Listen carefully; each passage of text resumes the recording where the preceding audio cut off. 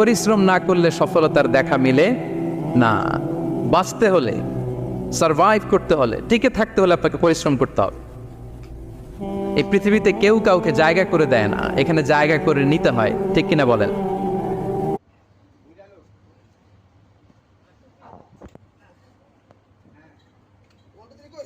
আরে রেডি হয়ে গেছে।